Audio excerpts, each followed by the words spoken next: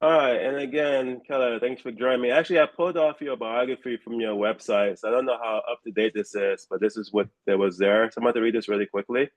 Actually, how do you pronounce your last name? It's pronounced Agri. Agre? Okay, well, I apologize if I mispronounce it, but Keller Agre is a speculative fiction writer originally from Overland Park, Kansas, whose work has appeared in various publications, including Hightower Magazine and Hunter Words Press. He's a member of the Atlanta Writers Club, as well as several book clubs in the Atlanta area. And I send a shout out to Atlanta Writers Club. I'm also a member. It's been very useful. I joined back in March, so I urge everyone to join. He also enjoys hiking the Appalachian Mountains with his Beagle, Banjo, and playing folk music on his guitar. His debut novella, Let the Ghost Sleep, was released in June 2025 from Undertaker Books. He currently lives with his partner, Caitlin, in Decatur, Georgia. But you already have a book out, don't you? That was what you were at the ABF. What was that actually? Yeah, it I wrote that before it came out, but it came out late June of this year. Okay, cool. And that's that. Oh, that's the book then. Let the Ghost Sleep. All Yeah. right, cool. And so we're gonna. That's about it, actually. So, can you just say your name and then say the title of the piece, and then go ahead and read what you have ready? Yeah, my name's Keller Agri. The piece I'm going to read is called What Makes Me So Special. It appeared in Flash Phantoms of in December of last year, and I'll just get started here. It's been there since birth. If it was caused by an angel kiss, then something about my right leg was popular in heaven. That thought never helped the teasing, though. My birthmark was ugly compared to most. It was only the size of a quarter, but to me it was much bigger. Instead of a slightly darker shade of brown, as I'd seen on others, mine had moles in it, and each one grew darker and thicker hair than the rest of my leg. I learned how to use a razor before any of the other kids in my middle school class. Sometimes mom would show me baby pictures, but my birthmark ruined them all. My brother said the fish would bite it if I swam in the lake, so I covered it with a band-aid before every swim. He also said that if I kept shaving it, the hairs would grow thicker and thicker until they were as big as spider legs, and they would scratch me when I slept. I thought if this were true, maybe my birthmark would crawl away one day. When that didn't happen, I was determined to find another way of getting rid of the awful thing. Mom, can doctors remove something from your skin? I asked one day in the kitchen when she was making dinner. I suppose so. Why do you ask? Just wondering. Would it hurt? I think they would make you numb, so it wouldn't hurt, Mom replied. Do you think it'd leave a mark? It would leave a scar. Any mark would be better than what I had. Would it cost a lot? My mom stopped peeling the potatoes. Jacob, is this about your birthmark? I told you. It's what makes you special. My parents loved to use that line. I didn't want to be special in that way. I wanted to be noticed for something else. Yes, I admitted. I just don't want to be made fun of anymore. Oh, honey, you'll grow up and appreciate what makes you different. Soon no one will care, and neither will you. I seriously doubted this. With surgery no longer an option, I asked one of my classmates if they had any ideas. You could try whiteout, Ryan said. Maybe toothpaste? Danny asked after a drink of milk. Sometimes, my friend Lucas asked, sometimes my friend Lucas said, my mom uses an orange pen to get rid of stains on my jeans. Do you think that'd work on my birthmark? I asked in between bites of pizza. I don't know, Lucas said. I'll bring it to school tomorrow and you can try it. Do you think it hurt? I asked. Lucas shrugged, and then we moved on to talking about something different. The next night, with Lucas's stain remover in hand, I stared at my birthmark. It had more moles inside of it than I remembered. That's not surprising because I rarely look at it for more than a few seconds while I change clothes. I've become an expert at hiding it. Any shorts I wear must go past it, even after a run or jump. My great uncle has a birthmark on his leg too, but it doesn't stand out as much on his splotchy old body. I touched the spot with my finger, hoping this would be the last time I ever would. It was rougher than the skin around it. I twisted the long hairs so they looked like a teepee. After removing the stained pen's cap, I held the tip close to my birthmark. Was Mom right? Did this mark make me special? No, it was big and ugly. I touched the pen's tip to my mark. It moved. And that's kind of where I'll stop. All right, cool. Thank you. And actually, really fast. That's an interesting last name. Is it Dutch or German or something? It's Norwegian, so yeah, we recently took a trip up there and we saw kind of there was a village up kind of 3 hours north of Oslo, and that's kind of where when they moved to America, they took that name. So, Oh, cool. All right. And so, yeah, I mean, these are very general questions. Feel free to answer them honestly, however you want to. And the first question is, what is your process of writing? so recently, I've tried to change it over the years, but I think recently I've um, liked to start with an image. There's usually just an image that I'll encounter in either fictional or not or non-fictional where it'll just stick with me and I'll think about it and I'll turn it over in my head and eventually I'll kind of start to write a story based around it. So, for example, like I was on a ferry in the night and I just looked out and saw like the complete darkness and the lighthouses in the distance and kind of water churning over the boat and that kind of stuck with me and I created a story kind of based on that just and then or for example like I grew up in Kansas and I would drive through the Flint Hills and it's very flat there and beautiful but I an image that stuck with me was like what if there was like some sort of invasion like creature herd of things coming over the plains and you could see them coming from a while away and so that stuck with me and I created a story and then something longer based on that so and then usually for like a novel I would focus on then the characters and try to come up with them and then that kind of drives the rest of the story but with the short story or flash I might focus more on plot and make sure there's an interesting plot and just like a lot of people just get something out on paper and think about it and revise it later so that's kind of my process is just start with an image and then just get something down on paper and revise it later. Yeah, I was going to ask you that. So, do you actually go to paper? You use paper and pencil first, or do you go straight to a tablet or computer? But I guess you use paper first. No, I mean I don't actually use paper. I just type on my computer. I've tried to use pen and paper. It works for a lot of people, but I don't think it works for me as well. So, when you're Um, out and you see an image, do you just do you photograph it, or you just try to memorize it? Like, how do you quickly jot something down? I might take a picture, but for the most part, the images that really stick with me, I don't have to like remember.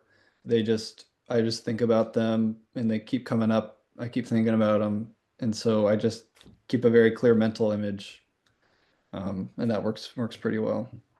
All right, and then the second question, you answered just a little bit, or maybe you didn't actually. What do you feel is the difference between writing flash fiction, which is the piece you just read, short stories, which would probably be, I don't know, 3,000 to 6,000 words, I guess, and then novels or novellas. I guess novellas would maybe be about 30,000 words, and then novels would be 8,000 words. So you can do novellas actually. So what do you feel is the difference between writing flash fiction, short stories, and novellas? Yeah, I answered it a little bit, but I'll go further, which is sometimes with a short story or a flash fiction, you don't have enough time to include all these storytelling elements like character development and interesting dialogue and atmosphere and plot and all these things. So with flash fiction and short stories, I really try to focus on just a couple of those things. Like maybe the atmosphere is really good and the plot is good. Maybe the characters aren't super developed, but I kind of just focus on a couple things to do well and be a little more free with the structure and everything. And then with novels and novellas, like I'm working on a novel now, and the novella that I wrote, I really make sure everything is there, make sure the pacing's right, the characters are good, and they go through, an arc, and they make sure there's good dialogue, and um, so yeah, like with short stories and flash fictions, I just try to focus on one or two things to do very well, and then novels, you kind of have to make sure almost everything is in the right place and done well. So, I know for me, I used to find, funny enough, novel writing the easiest one. Even though I didn't used to complete the novels back in the day, but I used to find them easier. And then flash fiction was really difficult, and then short stories were in the middle. Which one do you find the easiest to write? Flash fiction, short stories, novella, or novel?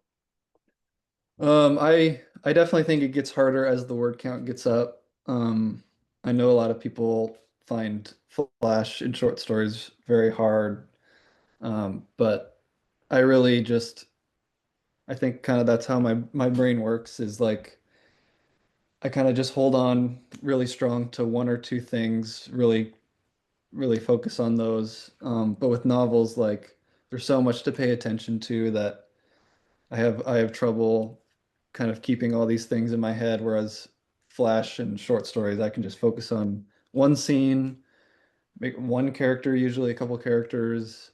Um, and so yeah, I would say it gets harder for me as the word count gets up. All right, and the next question, for the story you just read, the flash you just read, what is the story about? And then the second part to this question, how did you conceive of the idea? Yeah, so first of Without all, giving it away, also, without giving away the ending, what's the story about and how did you conceive of the idea? um, I mean, I think it's about just, the consequences of not accepting yourself and kind of conformity and learning what makes you unique. A lot of us maybe in middle school or later want to be the same as everyone, but it's kind of the uniqueness of the individual that, is better than just conforming to everyone. And then it's I mean, I conceived of it because I have a birthmark on my right leg. I usually try to keep a little bit of a buffer between the subject matter and my own kind of life. So but this one was kind of, I didn't feel comfortable writing about maybe something else in that vein that I didn't have. So I chose a birthmark because that's what I have.